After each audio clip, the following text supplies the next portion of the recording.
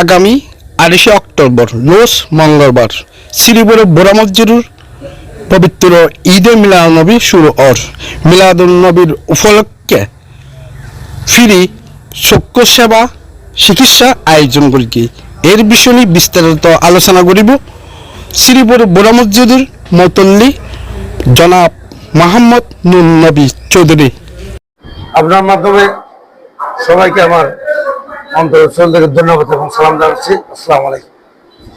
আসলে আমরা প্রতি বছরের ন্যায় এবছরও জশ্নে জুলুসে মিলাদুন্নবী সাল্লাল্লাহু আলাইহি ওয়াসাল্লাম এবং ফাতিহায়ে ইয়াজদাম পালন উপলক্ষে আমাদের নূরানী মিলাদ মাহফিল অনুষ্ঠিত হবে আগামী 28 অক্টোবর মঙ্গলবার বাদে মাগরিব থেকে।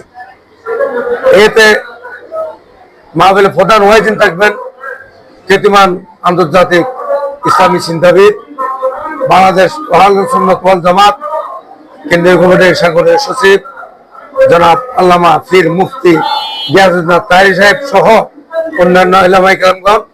এবং এই উপলক্ষে আমরা এই শ্রীপুর বোরা মসজিদ লক্ষ্যের পক্ষ থেকে আমরা একটি ফ্রি চক্ষু চিকিৎসা ক্যাম্পের আয়োজন করেছি।